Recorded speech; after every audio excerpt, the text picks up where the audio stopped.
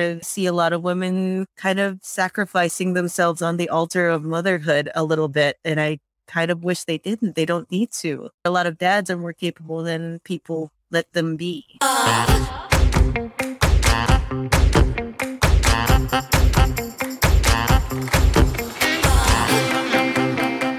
Hey Zesties, welcome to the Gleeful Talkshow, where we share zesty stories to cultivate the happiness and hero within. For most 30-something women, we are confronted with numerous questions about life, our future, womanhood, career, and a lot more. I, for one, is certainly undergoing a lot of transformations as well as trying to plan out my future wherever I can. And one of the major decisions as women is on whether we decide to become a mother. So I decided to invite a new mom to her adorable son. She is an author and creator of children's books and videos for the English-speaking Filipino family. And fun fact, I did a voiceover on some of her content on her YouTube channel. So please do check them out, Zesties. Please welcome Kat of Tita Kit Kat Books. Hi, Kat. Hi, how are you doing? All right. So shall we dig right in? So I know you've recently become a mother, and I was very curious because I think a lot of my peers as well have the same question. So how did you know when was the right time to have a kid? I mean, there's no right time to have a kid. If you had asked me about a year ago or 2 years ago, actually, I probably wouldn't have wanted children. The difference was that I have a vision of how I want to raise children, right? I wanted a partner because I don't want the single stress of, I didn't want to be a single parent because that's really, really difficult. And I don't think I have the patience or even the work ethic for that. So I wanted a specific kind of partner. And if I was still, if I was dating somebody else, I probably wouldn't want kids at all still. And, it's okay to be in your 30s and not want children. Yeah, I just got lucky and the time was right. That's a good kind of plan, I would say, because it will be a team, right? Well, for me, ideally, yes. But there are a lot of people that are single parents and they're probably better without a partner. That's just not my personality type. That's not my home life. If I have to live alone and be a single person, I'd probably only be able to take care of myself. To take care of somebody else, I needed help. I do know a lot of single mothers or single dads that are great at it and they're better because they get to make all the choices themselves. That's not how I would be able to do it. I can understand because I can't even imagine myself as well. Like if I can't even take care of myself right now. If I was in a situation, I'd probably do the very Filipino thing and move back with my parents if I did find myself having a kid and not having a partner. So either way, I would need help. So I'm not so independent that I could have done it all by myself. Yeah, I can't imagine for myself either. And since you've mentioned that, because you are currently based in the US and then your family is in the Philippines. No, we moved out of the Philippines back in 92. So my parents are actually in California. Most of my family are in the California or Seattle area. But I am on the East Coast because my husband is military. So we ended up in North Carolina. Now I'm getting a bit derailed, but I'm curious, were you brought up in a Filipino kind of way or like an American way or a mix? So, well, we moved to Switzerland first. And I would say of all the cultures that I identify with, there's a certain expat culture that I am most comfortable in. My parents, they didn't really raise me in the Filipino way because I think they really cared about us assimilating as best as we could. And then I think my teens or a little bit before my teens was when we moved to the US. So then I'm American in that sense. But I think there's an expat culture.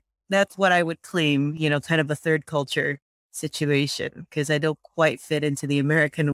So, because you were in Switzerland, like a Swiss or French or German, because I think they speak different languages there. I learned French. The problem it's almost a little bit embarrassing now, but I used to only speak Tagalog. We got to Switzerland and then I switched to English because that was what my school was in. And my parents are obviously fluent in English as well. So everybody started speaking English. And my second language at the time was French. So now I actually speak French better than I speak Tagalog. That's why I'm now trying to relearn because obviously I have a kid. It's important for me to pass on that heritage. But when it was just me, I look Filipino. People will know that I'm Filipino before they hear me or anything like that. I now have a redheaded child and I want him to feel Filipino. It's kind of harder to do when you're redheaded. Ah, yeah. Wow. What an interesting story that I didn't even expect, which I'm pleasantly surprised. So you grew up in Switzerland and you've been in the US.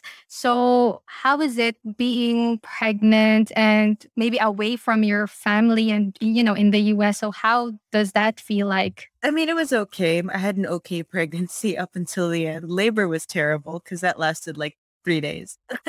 But the pregnancy was great. I was able to work out for almost all of it. And then at the end, it was just terrible. But thankfully, you kind of block out most of that. My parents came in about a couple weeks after the birth. And then they hung out with us for a while, taking, kind of bonding with the child. And then, every once in a while, I'm going to have them just live with me for a few weeks so that they can take care of the kid and get to know him a little bit. But I mean, it's not ideal. I wish that we all lived in the same place, obviously, because I obviously have, I'm a tita. I have nephew and a niece, and I was very, very close with them while I lived. So, when I was still living in California before I moved, now they're growing up really, really fast. And with COVID, I can't travel. So, and I'm definitely not going to take my son on a plane right now. So I feel awful that he's not knowing his cousins and his cousins don't really get to meet him outside of FaceTime. Yeah. So that was hard. And I think if it wasn't for COVID, it would be a little bit easier. But yeah, that's just kind of what we have to deal with. And unfortunately, with the US, it's not necessarily the most maternity friendly country in the world. It can be very expensive to have a kid. And then maternity leave is very, very short, or, you don't get it. Some people don't get it at all. They have to use their vacation time because it's not mandated. So that's one of the difficulties. Every other Western country has like at least a few months of mandated. It's in the United States, it's recommended that we get maternity leave. But, if it lasts more than 2 months, it's pretty surprising. Yeah, very surprised because a lot of, Filipinos know this American dream, right? So, but now I think mostly go to Canada because of the good, healthcare and all the good benefits there. And now I actually understood why they wanted to go because I was kind of like, should I go to Australia or Canada? But I have an aunt in the US and then she said, why did you go to Australia? And I was like complaining, it's everything is so expensive here. Well, I mean, if you want to live in America and you are very career oriented, individualistic, that's great. This is probably a great place for you, right? That's what I was in my 20s, and that's how I felt in my 20s. If you want a big family, like a lot of Filipinos, very family oriented, they want to have a lot of children. Maybe the United States is a very difficult place to be to do that. You mentioned that you were doing okay when you were pregnant. So you didn't had any fears or did you had fears during that point in your life? I certainly had a lot of anxiety because, this creature is going to take over my entire life. This creature.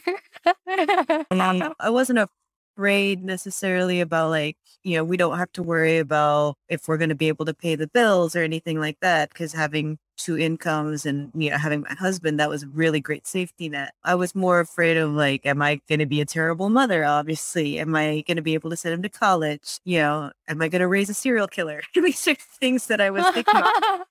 Am I going to show them enough affection? Am I going to make, a very spoiled or terrible child? Are they going to have attachment issues? So I spent a lot of my pregnancy reading a lot of psychology books, trying to figure out how I wanted to parent. Well, that's a good preparation, at least, to update also your anxiety, at least you arm yourself with knowledge. And so right now, how do you manage being a mom, a wife, an author, and whatever your day job is? So how do you manage that? So we hired help. I have a nanny. So I actually work from home full time. I'm an insurance representative. So what I do is I'm on the phones or I'm on the computer most of the day. I get breaks and I have a lunch. So during my break and my lunch, I take my child so I can feed him and, just hold him for a little bit because I find that's really kind of soothing for me. And then, yeah, as soon as I'm done with work, I get off the phones and I get off the computer and then I have my child the rest of the day. My husband comes home. We do the bedtime routine. And then once he's in bed, which is usually around 7:30 or 8 o'clock, I kind of sneak out, and then I will try to draw, or I'll try to write something, or try to finish the book. Sometimes it doesn't happen because it's the very last thing in the day, and sometimes I just choose to go to sleep. So that's why I haven't been producing as much lately. It's been, I don't know, about 6 months since I really created a book. So it's been a while. I did those videos, but and then I stopped because I started getting really tired and sleepy. And does he wake up in the night and start crying? Because I heard when I was a kid, my mom was like, oh, I was like really crying all the time. They didn't get sleep. So how was it for you? He's actually a really easy child. He's very predictable. So I know exactly when I have to wake up. So usually he's in bed by 7:30. The next time I have to feed him is 11 o'clock. And then at 2:30. And then he wakes up fully at around 6. So if I can just give myself to sleep, it's actually pretty manageable. The problem is, of course, if I have trouble getting to sleep, then I'm not going to feel very rested. It's just because I'm dreading waking up in like 2.5 hours and I'm staring at the ceiling. And, you can sometimes end up in a spiral of anxiety because I'm just worried about being able to get sleep so I can work the next day. And so you mentioned also about the maternity leave. So did you use your annual leave or how did it work for you? No, the last part of my pregnancy, I just chose to kind of be unemployed because my last job, I knew I couldn't do it with a child because there was so much traveling involved. I was doing photography for, this company that makes yearbooks. So I had to travel over the, couple states and do overnights and kind of take everybody's yearbook photos and things like that. The pay was really, really good. The company was really great. But that level of traveling, I don't think my husband would have been able to kind of deal with that as well, especially since, we were trying to breastfeed. We were trying to make sure that we were making nice routines and good choices and reduce stress for everybody. So I ended up looking for a stay-at-home position. And then I managed to find it when I was about 8 months pregnant. I did the interview and then they hired me a couple weeks later, and then it started 3 weeks after I gave birth. Oh, wow. You try to manage and work around. Just very curious about being a mom and away with your family. So, what are the struggles aside from being away from the family, like right now? Even if you have a nanny, what's your main struggle? I would still say childcare. I mean, there's a lot of people that are willing to babysit and stuff, but I don't think they necessarily understand how finicky my child can be. I still have a lot of anxiety being away from him because I'm at home, right? If anything goes wrong, I can just turn off what I'm doing and go take care of my kid if the nanny's getting overwhelmed or if he's getting really upset. So I have a lot of problems leaving the house because I don't want to. I want to be around my kid all the time, except for the only time that I'm okay leaving him is when he's with like right now. My husband just took him downstairs to get breakfast. The only person I really trust other than my nanny is my husband with my child. So that can be a little bit difficult because, my husband and I haven't had a date night probably since before the kid was born. He's 5 months old. So we spend a lot of time at home, and I know my husband started to get a little impatient just because he can't get me out. Is it because of the COVID situation as well, right? Or includes that? A little bit the COVID thing, and then also a little bit just because everything in the house is exactly how I want it. So I'm very picky about where everything is in the home because it kind of maximizes the efficiency of taking care of my sons. Even right now, we're on a road trip to New York. He's going to meet his other grandparents now, or his other grandparent. The planning that it took just to get the kid out of the house or just to get this road trip to happen, we've been planning this for weeks. The amount of stuff you have to bring when you have a baby, even if it's just down the road, it's a lot. So things like that were things I didn't really consider because with my niece and nephew, there were times where they're like, I'm thirsty. And I was like, oh, sorry. You want some coffee? I'm bringing it up for them. But they were already like a year or something like that. So they're a little more resilient with a baby that doesn't walk yet. The amount of stuff you bring is amazing. I can put all my stuff in an overnight bag or a gym bag. His stuff is like the entire back of a truck.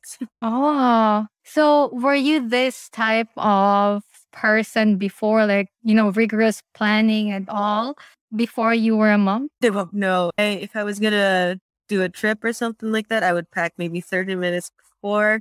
I would never put anything under the plate. I would always only have carry-on because I didn't need anything else. And if I figured if I did need it, I'd be able to find it or I can do without it. It'll be fine. But now everything has to be, we have to pack, we have to check everything. We have to make sure that everything is, the amount of stuff we pack for this kid is amazing. This is the joke that we kind of have a lot is, I don't know how much you know about American history, but Lewis and Clark, they went from the East Coast all the way to the Pacific. They walked of course, they were explorers. So they walked the whole time. They had this Native American lady with them and she was their guide and she had her baby on her for the whole time. It took, I think, a year and something. So she just had the baby on her back and walked from one side of the country to the other. And I'm sitting here going, well, we need the baby tub. We need the baby's bathtub. I mean, I don't understand. I don't understand how she was able to do that. Oh, well, the times have changed. Like, I don't understand how that baby didn't like attract a bunch of attention. I can't get this baby to stop crying sometimes. I just don't know. That woman is a hero. And every time I feel like I'm being a bad mom because I've forgotten something or I forgot his favorite blanket, I'm like, I don't understand how the pioneer women did this with their babies. Oh, that's an interesting story because I'm not very versed with American history, or even history for that matter. I easily forget. So we talked about the struggles. And of course, I guess motherhood changes you. That's what I always hear about women. But because I am not a mother yet, like it doesn't still inculcated in my system. So hearing your story, it does. Yeah, I mean, even my husband, we were risk takers. One of the things we used to do together was go skydiving because we're both licensed skydivers. And now we stopped. Obviously, I stopped when I was pregnant. When I was pregnant, I thought about going skydiving because there's technically nothing against the rules between, the women have done it. Other women have managed Oh, really? Yeah, you can skydive while pregnant. It's just not necessarily recommended. Because if you skydive correctly, there's very little impact when you hit the ground, right? You just basically you just step down. But if you crash, obviously it's a hard crash. But now we're talking about what we're gonna do. Are we gonna go back to things like surfing and skydiving? And we both used to love those things. Now we're like, oh, it's really risky. We don't want to get hurt. If we get hurt, what's gonna happen to the kid? So that changed. Then I don't think it didn't really change even when I was pregnant. I was just mad that I couldn't do these things. And then when the kid came out, all of a sudden it was like, oh no, we have to. This is like what we do now. We're parents. So that was a huge difference. We're still trying to figure out, is it okay for me to go skydiving? Will I be comfortable going skydiving? We're not comfortable surfing just because apparently that's riskier for us. We hurt ourselves a lot more doing that than we did skydiving. You hurt yourself more in the surfing rather than skydiving. Yeah. Oh, yeah. There's definitely a lot more unpredictability when it comes to ocean waves than it does from, the air. And before you decided to become a mom or get pregnant, did you had like any other apprehensions like, oh, I can't do this thing anymore if I will be a mom or anything like that? Or you were like full 100% in? Once the reason I didn't have a kid before was because if I wanted to buy a plane ticket and go to Rome or something like that, then I could back in the day. Obviously, you can't do that anymore because it takes 2 weeks of planning for a 1-day trip. So I would say that because I'm now in my mid-30s, I don't have much of a bucket list anymore. I've done most of the things I've wanted to do.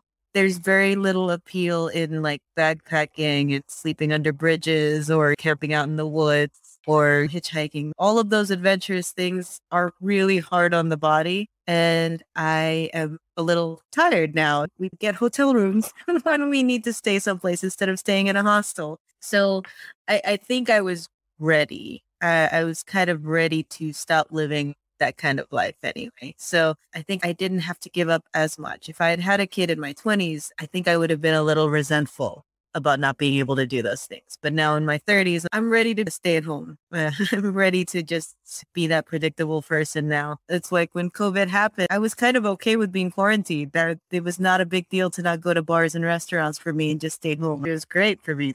fewer social occasions, because social occasions could, at this point, they make me a little bit anxious. Yes. Do you consider yourself an introverted spectrum or extroverted spectrum? Very introverted, I would say. But in my 20s, I was introverted, but I was active. I always wanted to go hiking. I always wanted to go see something. I always wanted to do something. And often I would do it alone because I didn't want the pressure of having to make conversation while I was doing it. But now there's just not that much that I want to do anymore. And whether or not I go see a sunset right now, it's like, it's okay. It's fine. I'm okay. I'll sleep. Hi there, Zesty. Enjoying the conversation? Please don't forget to subscribe and rate this podcast on Apple Podcasts, Spotify, Podchaser, or wherever you listen to your pods. You can also follow the show on Instagram and YouTube, where I share clips and highlights of the episode. If you want me to stay caffeinated, you may also buy me a coffee or two. Just head down to the episode notes to find out how. Now, back to the regular program. Oh, nice. And what is your advice for people or women that are having some kind of hesitations, whether they want to become a mom or not? I would say if you're still hesitating, then keep thinking about it. If you have those kinds of choices, obviously not every woman gets that kind of choice. Sometimes things happen, plans change. But I would say, at least I did. We felt that it was right. My husband and I have known each other for little over 10 years. We've been friends for most of that. And then there was just one moment we were hanging out and we realized that it was time for us to settle down. And then we have no regrets about it, even though it's been a huge lifestyle change. So if you're still hesitant, keep thinking about it. It's okay. It's okay to delay it. And really visualize how you want to raise kids, because I'm in a lot of mom groups, of course. And one of the things that a lot of women talk about is that they didn't realize how the chores were going to be divided, that they're raising their kid and also doing all the house chores. That's a terrible situation to be in. So, even before we had the kid, my husband and I discussed it, since I have to do more with the kid, at least early on, he's doing more of the chores in the house. He's the one keeping the house clean most of the time. He's the one cooking dinner, because we're both full-time workers. It's just splitting up workload is one of the big things that I wish everybody would talk to their spouses about a lot more, because I feel like that is a huge thing that causes people to have a rift in their marriage after a kid. A lot of people say that their marriages get worse after having a kid. And me and my husband, that actually, no, we're doing really good. I'd say we're more solid after having a kid, because we're working together on this little project all the time. We have to continue to check in with each other all the time because of this kid. So these are just things that I wish people would talk about to their partners, instead of just, it's not just about the little bundle of joy, it's about the process as well. I wish people would talk about the process of raising a kid as well, and talk about, do you prioritize school zones versus cost of living? Do you prioritize your job over school zones? That kind of stuff, and hope that everybody's on the same page so you argue less, I guess. That's a very insightful advice. And yeah, I love it because,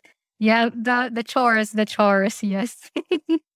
It's such a huge, people don't think about it because they think it's just not a big deal. But when the kid is crying and they're inconsolable, because it happens a lot, is doing the dishes while your husband is doing something else, or like relaxing or watching something, is that going to break you? Is that going to break you for that moment? Because it might, and I see a lot of women really going kind of crazy, and they're not crazy people. They're just been pushed so far. Their husband might be playing video games after work instead of taking care of their kids. Is that going to be something that breaks you in your marriage? And it might. This is why my husband comes home. First thing he does is he takes the kid away from me so that he can hang out. And then our alone time is after the kid goes to bed, and we much discuss what we think is equal and what we don't think is equal. We're going to see a lot of women kind of sacrificing themselves on the altar of motherhood a little bit. And I kind of wish they didn't. They don't need to. A lot of men are more capable or a lot of dads are more capable than people let them be. Yeah, I like your take on that. And it's because maybe, there's this thinking about women that we are strong, we can do everything, but, we can do everything. But yes, we can. But why? Would you want to? If something were to happen to my husband, then yes, I would deal with it. And it would be a completely different situation, but he's fully capable right now. he has the time, he has the stability to do these things. Why wouldn't you ask them to do it if they're your partner? Instead, why don't, a lot of women treat their husbands like children around the house, like they can't do dishes, they can't do laundry, things like that. But then you'll look at maybe your 10-year-old and you'll expect them to put away their dishes. Why don't you expect the same from your husband? Or why don't you expect your husband to take responsibility in the house the same way you do? Yeah, exactly. Yes. What do you think is the best advice your parents gave you during your pregnancy or motherhood in general? Oh, ooh, I don't know. That's a hard one. I mean, my mother just kind of let me do whatever I wanted. She didn't really put a lot of input in it unless it was something really, I mean, I don't think she just kind of left me alone to figure it out. And then she'd be very encouraging if I was making a decision that was slightly different. Like, okay, so my son and I, we bed share, which is something kind of looked down upon right now. Bed sharing. So instead of my son sleeping in a crib, he sleeps with me in the bed. Right. And that's something that is not recommended at the moment. I think the first 2, 3 weeks or so that I had him, he would just not sleep unless he was close to me. So my mother was just like, "It's fine. You're alive."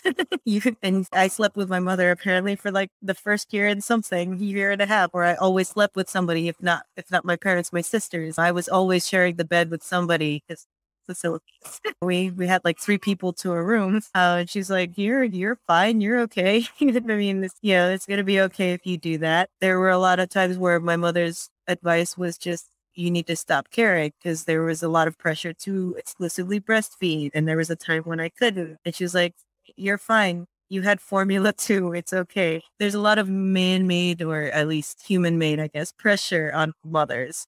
And my mother is very, very good at not caring about it. She doesn't care about this like societal expectations of what a perfect mother, especially with mommy blogs and things like that. Those things are just terrible, terrible places to be. So it's like all these moms want to be the perfect mom, and they want to only breastfeed, and they want to be natural. And my mother's like, "Don't. It's not worth it. It's not worth it to care. You're probably gonna be fine." Ah, yeah, that's good. Because, yeah, social media as well, like romanticizing, I guess, motherhood sometimes too much. I think that's why my mother's a little bit of a rock star. She just never cared what other people thought. So she's very, very good about just like, "Yeah, okay, it's nice to know, but I don't care. It's not gonna work for me, so bye." That's good. And I think you mentioned earlier, but what are your plans on, teaching your little one on aspects of our heritage? So part of the reason my son has a nanny instead of going to daycare is because I do intend for my kid to learn Tagalog. I want him to have Tagalog lessons. Just through Tita Kit Kat, I've had a lot of contact with some educators. They do online classes for kids and families and things like that. So I do want him to be a multilingual kid. I can't teach him Tagalog because I'm terrible at it. In fact, I can't even teach him French because I probably make a lot of mistakes now. So I do want him to learn languages early on. I do want him to understand his heritage. My intent is for him to call me Nana when he's growing up. And then I do intend for him to, well, I guess I have to learn how to cook, but I want him to know Filipino food. I want him to know his that side of his family because they're very involved. But at least when I was growing up, there weren't a lot of Tagalog lessons online. There weren't a lot of resources for that. You couldn't buy books at the library teaching you Tagalog at the time. And now you can. So it's kind of why I have Tita Kit Kat in the first place, was because I was trying to find books for my nephew, and there weren't that many. There were books that would teach him like 24 words in Tagalog, and then that was it. It's like there was nowhere to go after that. There were no like videos, no songs, nothing that was really available for him to learn kind of at that kid level. So that's why I started doing the Tita Kit Kat, and then there's apparently a lot of other people doing the same thing, which I think is great, because then the more ways that a child can learn, the better, the more likely they are to retain it. So I do want him to know about his culture. I do want him to understand, kind of that pre-colonial, especially the pre-colonial culture. I want him to understand Filipino mythology as much as he knows, Greek and Roman mythology, which I didn't necessarily have. In fact, I'm still learning a lot about Filipino pre-colonial mythology. I could probably recite a lot of things about Camelot and Greek gods and, Roman gods, but I had no idea about like the creation myths from the Philippines. I didn't know that until after my son was born. And now it's becoming a little more mainstream. So I'm kind of grateful about that. So I really hope that he gets into that. And I'm trying to kind of there's a short window of time when your child loves everything that you love, right? And then they will listen to everything that you say. And in that window, I do intend for him to know a lot about his culture. Yeah. Try to, feed everything you want to feed him as long as, Just get it in there in the early stages before things like school and the outside world start influencing him. Just really turn my little redheaded child into a proud Filipino during that time frame. And thankfully, my husband, obviously where he gets the red hair from, is Irish, is actually really supportive of the Filipino culture, at least me teaching Filipino culture. The videos that you did the voices for, he's watched them several times. He now knows Tagalog words. He likes to use them at work because he works with Filipinos, and he likes to show off that he's learned these things. So it's kind of turning into a family thing. So if I learn Tagalog, my husband's going to try to learn it too, of course, because he's always up for learning a new language. So we're hoping that there's going to be a point where we kind of have a much more multilingual family. Yeah, that's what I noticed as well. 'Cause, my husband is Hungarian and he picks up my Cebuano words when I have like video call with my mom, and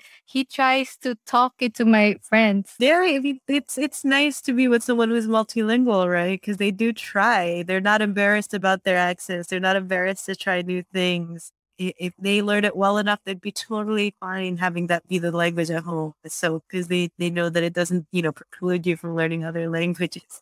And my husband actually knows more languages than I do. Oh, how many, if I may ask? And so he speaks Spanish, he speaks French, and then at one point or another, I believe, he speaks German. And then at one point or another, I think he used to know Serbo-Croatian, but I think he only retains like the German and the French now. Oh, that's awesome. Yeah, because like if you don't speak it on a day-to-day basis, sometimes you tend to forget. And what language do you plan to speak in the household? So the language, unfortunately, my husband and I, other than English, only have the one common language, which is French. So we can speak French to each other, but we don't feel confident teaching that. So we're hoping that we can find a nanny that maybe a Quebecois or something like that, a nanny who speaks French fluently, because we speak French like people that learned it as a second language. We use a lot of like crutch phrases that aren't necessarily correct. Anybody who heard us speak French, they'd be like, "Oh, you speak French, but you also were not native." So we do want to teach him French, and we also definitely want to teach him Tagalog. My husband is hoping that we can get that going in the house once, he's 6 months. He doesn't speak yet, but my husband does want my parents to come hang out in the house. He likes it when my parents are in the house, and he wants to encourage them to speak only Tagalog to the kids so that he has that relationship where he is forced to speak Tagalog. But we'll see how that goes. It's just so easy to switch to English for everybody involved that I don't know if that's going to work out. I know my sister tried to do that with her kids, but English is just so easy to resort to when it's the common language. Yeah, but that's very exciting. It's very exciting. And before we wrap up, so I have like some little fun questions. So since you're starting to learn Filipino mythology, if you would have to associate yourself with a Filipino mythological creature or story, which one would that be? Oh, well, still not sure. I don't think I know them all well enough. The one that I like right now is the Halia myth with Bakunawa, the sea serpent that swallows the moon and causes the eclipse. I actually started kind of relating to the sea serpent because at least the myth as kind of interpreted it was that she was a lonely sea serpent living in the depths of the ocean in total darkness all the time and became fascinated with the moons because she became fascinated with their light. So to me, it's like, I don't know do you know Lord of the Rings at all? Yeah. So you know how Gollum, a lot of people kind of empathize with Gollum and his loneliness. I thought that was kind of what I started feeling for, the sea serpent, because I was like, oh, she just wanted to be loved. So that's not how the myth was originally intended. That's a very modern interpretation of her story, but that was kind of how I felt. I was like, oh, she just wanted to be loved. She just wanted a little bit of light in her life. And then she ended up swallowing the moons. But in the meantime, she was being nice. She just wanted to, if somebody had just cared about her a little bit, maybe this wouldn't have happened. Yes, it's a very good interpretation, though. Like you're empathizing on the character. Yeah, I also empathize with Gollum in Lord of the Rings, which is, again, terrible. He was a bad guy, of course, but I was just like, oh, he just needed a little bit of affection. He needed a good social worker. Yeah, yeah. Okay, next question. If there is a song that could describe your feeling right now or lately, what would it be? Ooh.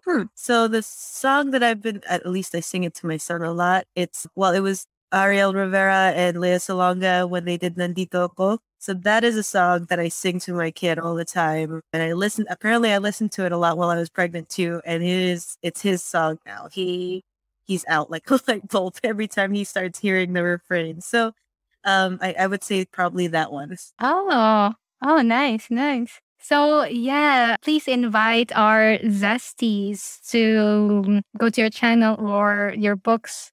Right. So, yeah, I have titakitkat.com, and my intent with Tita KitKat is to basically create multimedia to help teach kids about their culture. I don't focus on the Tagalog language because a lot of us, it turns out, don't really speak Tagalog all that well, but it is about the Filipino culture mostly in English, to teach them about their history and their mythology, Filipino national heroes and all of that. All of these resources are for English speaking families. And of course, there are resources on my website as well if you do want to focus on language, but I'm trying to focus more on things that are cultural, historical, mythological, the things that you don't necessarily get from just trying to learn the language itself. So storytelling is a big focus that I'm trying to have online, and it is targeted towards younger children, so probably 8 and under. And I try to have a lot of resources for Filipino parents as I go along, though of course I'm still learning myself. So as I learn more, I share. Thank you, Kat, for your time here at the show. And we're looking forward to your next upcoming content. Thank you so much. Thank you. Hey, Zesty, what do you think of this episode? I'd be very happy to hear from you. You may send your feedback to gleefultalkshow@gmail.com or rate us on the podcasting platform of your choice. Comment or tag us on Gleeful Talk Show social media. See ya!